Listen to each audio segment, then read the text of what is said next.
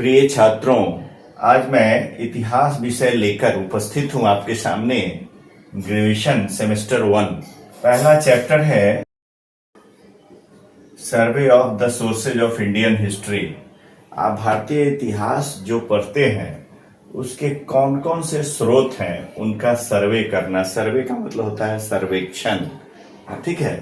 तो भारतीय इतिहास, इंडियन हिस्ट्री, उसका सर्वे का अर्थ होता है सर्वेक्षण। और सोर्सेज का मतलब होता है स्रोत। तो और इंडियन हिस्ट्री आप समझ ही रहे हैं, भारतीय इतिहास।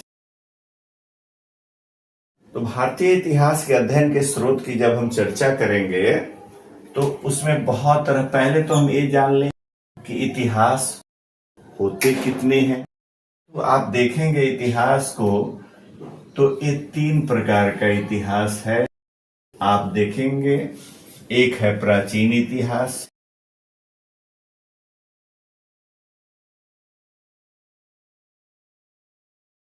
एक है मध्यकालीन इतिहास,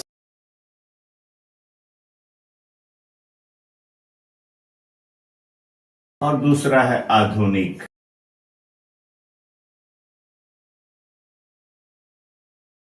ठीक है।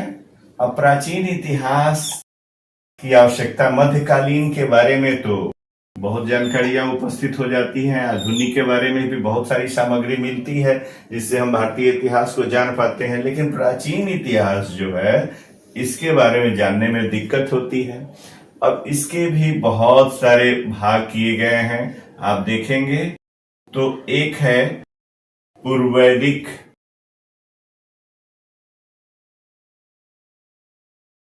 एक है उत्तर वैदिक,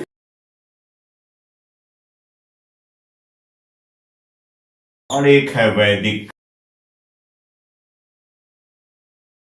ठीक है। पूर्व वैदिक मतलब वैदिक वेदों की जो रचना हुई उससे पूर्व के काल को पूर्व वैदिक कहा, और एक हुआ वेदों की रचना के बाद का उत्तर वैदिक काल, है ना। पूर्व वैदिक काल हो गया, वैदिक काल हो गया, और उत्तर वैदिक काल हो गया। उत्तर का अर्थ होता है बाद। ऐसा आपने देखा। अब इनके अध्ययन के स्रोत कैसे हम पता करेंगे, इनकी रचना कब हुई, क्या क्या अवशेष प्राप्त हुए। तो इसके लिए कहता है कि 3 चीजों का होना, मुख्य रूप से 2 चीजों का होना जरूरी है। पहला है आपको उसके साहित्यिक स्रोत हैं, इतिहास को जानने के साहित्यिक स्रोत, लिटरेरी सोर्स। और दूसरा है आपको पुरातात्विक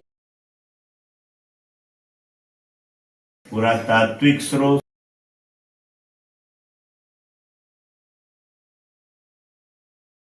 ठीक है। ये साहित्यिक स्रोत माने साहित्य के अध्ययन से आपको पता चलेगा कि भारतीय इतिहास कितना समृद्ध है। ठीक है। और दूसरा पुरातात्विक स्रोत। ये साहित्यिक स्रोत की जानकारी पढ़ने के लिए आपको वेदों का अध्ययन करना होगा। वेदों की ऋचाओं के बारे में जानने के लिए फिर भीतर में जाना होगा, लेकिन वो आपका विषय नहीं। आपको वेदों का अध्ययन, जैसे सबसे वेद 4 हैं, ऋग्वेद, यजुर्वेद, सामवेद और अथर्ववेद। अब इन चारों वेदों का जो रचना क्रम हुआ वो वैदिक काल में हुआ। अब सभी ऋषियों ने आप देखा होगा, आपने सुना होगा कि वैदिक मंत्रों के दृष्टा हैं। फिर उनके बाद उन वेदों के अध्ययन के लिए आप ब्राह्मण ग्रंथों की आवश्यकता हुई, फिर आरण्यक हुए, उपनिषद हुए, फिर वेदांगों की रचना हुई।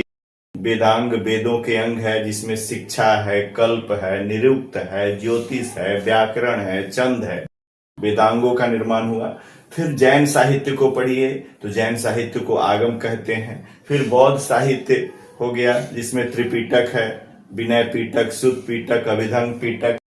फिर उसके बाद और भी बहुत सारे रचनाकार हुए हैं, और विदेशी सभ्यताओं का भी बहुत सारी चीजें। उसके बाद जब आप अभिलेख पढ़ेंगे, पुरातात्विक स्रोत, तो आपको अभिलेखों का ज्ञान करना होगा। खुदाई से प्राप्त जो अवशेष हैं, मोहरे हैं, ताम्रलेख है, स्तंभ लेख है, शिला लेख है, उनमें भिन्न भिन्न उस समय के राजाओं की प्रशस्तियां, उनके अचीवमेंट्स खुदाई में जो मिले हैं, तो या ताम्रपत्र, मुद्राएं, मुद्राओं को देखकर भी उस समय के राजाओं का इतिहास जानकारी प्राप्त होता है। तो इसलिए वो सब अभिलेख है। मुख्य रूप से ये दो स्रोत हैं, तो साहित्यिक स्रोत और पुरातात्विक स्रोत, इसका अध्ययन करना। अब हम यहाँ पर शुरू करेंगे पूरा साहित्यिक स्रोत। ठीक है, अपने प्राचीन इतिहास के तहत है। इससे पहले भी कुछ इतिहास हुए जिसको प्रागैतिहासिक काल कहते हैं, जिसका कोई लिखित विवरण नहीं मिलता है, उसको कहते हैं प्रागैतिहासिक काल। प्रागैतिहासिक काल का प्रागैतिहासिक, और एक हुआ ऐतिहासिक, जिसके बारे में आप देख रहे हैं, ऐतिहासिक। ठीक है, तो इस जिसका लिखित विवरण हो मिलता है उसको हम ऐतिहासिक काल कहते हैं, जिसका लिखित विवरण नहीं मिलता है उसको प्रागैतिहासिक काल कहते हैं। प्राक जोर ऐतिहासिक माने इतिहास से पहले का काल। ठीक है, अब ऐतिहासिक काल को मैंने प्राचीन इतिहास, मध्यकालीन और आधुनिक में बांटा। प्राचीन इतिहास तो आप समझ गए, इसी में ताम्र युग है, कांस्य युग है, जिन जिन धातुओं का आविष्कार जिस युग में हुआ उनके नाम पर उस युग का नाम पड़ा। फिर मध्यकालीन में आप देखे होंगे दिल्ली सल्तनत। ठीक है, जितने भी हुए हैं रजिया सुल्तान से लेकर के और मोहम्मद बिन तुगलक, कुतुबुद्दीन ऐबक, खिलजी वंश, अलाउद्दीन खिलजी, है ना, गयासुद्दीन बलबन, ऐसे अमीर खुसरो उस समय के कवि हुए थे जो कई राजाओं के 5-6 राजाओं का उन्होंने शासनकाल देखा था। तो मध्यकाल में आए बाबर जैसे मुगल वंश है, वो भी उसी समय का है। मुगल वंश, बाबर उसके फाउंडर थे। हुमायूं हुए, उसी क्रम में आगे देखिएगा शाहजहां है, जहांगीर है, औरंगजेब है, बहुत सारे लोग आए हैं। अंतिम शासक था फर्रुख सियर, बहादुर शाह जफर का लड़का, जिसके बाद वो सिपाही विद्रोह। उसके बाद आधुनिक काल आ गया।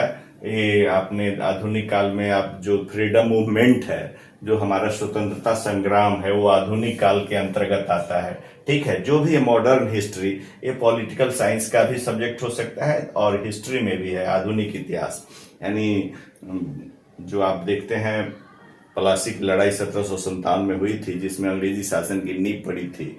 लॉर्ड क्लाइव उसका नेतृत्व कर रहा था। सिराजुद्दौला से उसकी लड़ाई हुई थी। उस समय हिंदुस्तान में थे सिराजुद्दौला, और लॉर्ड क्लाइव ने वहां पर अटैक किया था प्लासी के मैदान में 1757। फिर उसके बाद 1764 बक्सर युद्ध है। तो ये सब चीजें आधुनिक इतिहास में आ जाती हैं।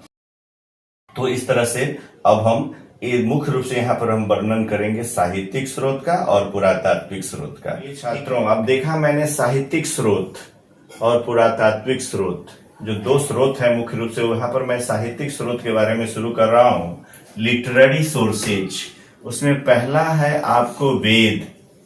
ठीक है, ये वेद जो 4 हैं आपने सुना होगा, ऋग्वेद,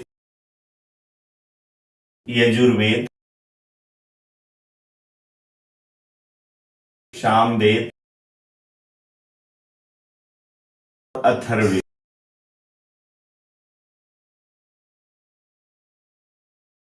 अब इन वैदिक काल में इनकी रचना हुई। अब इनके अध्ययन से आपको भारतीय इतिहास के बारे में बहुत सारी जानकारियां मिलेगी।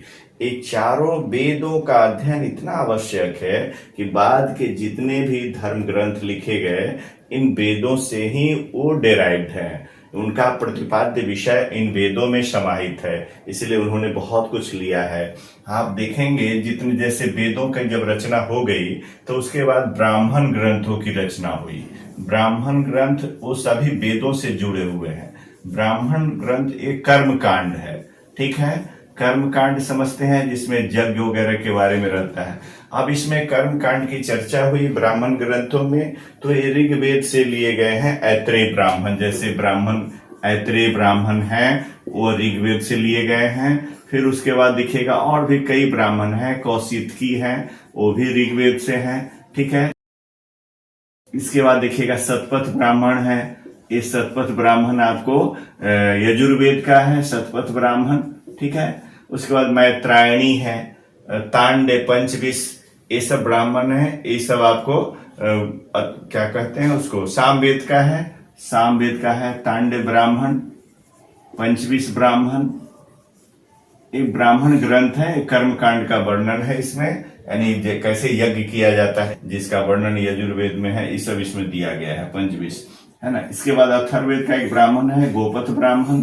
ठीक है, एकमात्र ब्राह्मण ग्रंथ है अथर्ववेद का गोपथ ब्राह्मण। ये ब्राह्मण शब्द लग गया, इसका मतलब समझ लीजिएगा कि ये कर्मकांड का ही भाग है।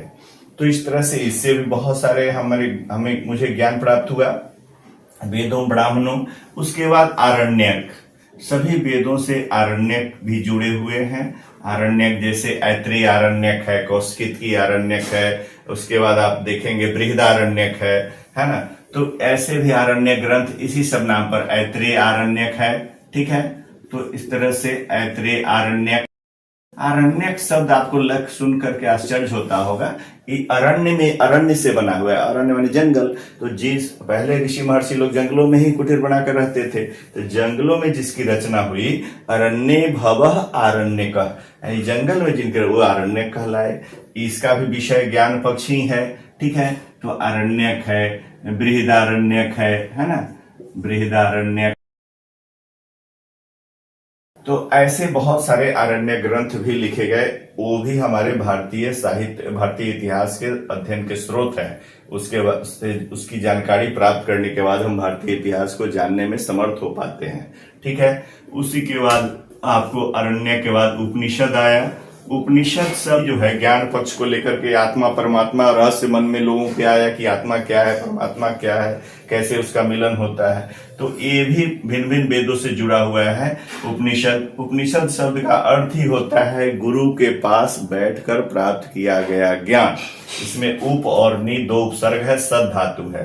तो सद लड़ी विसरण गत्य अवसानेषु, तो ऐसे इसमें ज्ञान प्राप्त किया जाता है गुरु के समीप बैठकर। इसके भी आप देखे होंगे, ये उपनिषदों की संख्या तो ऐसे 108 थी, लेकिन अभी 12 उपनिषद ही मुख्य रूप से उपलब्ध हैं, 12-13, ठीक है। जिसमें आपको मुख्य रूप से उपनिषद है, आपको कह दें ईशोपनिषद पहला, केनोपनिषद, ठीक है, कठोपनिषद जिसमें नचिकेता यम की चर्चा है, प्रश्नोपनिषद, ठीक है, प्रश्न उपनिषद जोड़ दीजिए प्रश्नोपनिषद हो जाएगा। मुंडकोपनिषद, मुंडक उपनिषद हो गया है ना।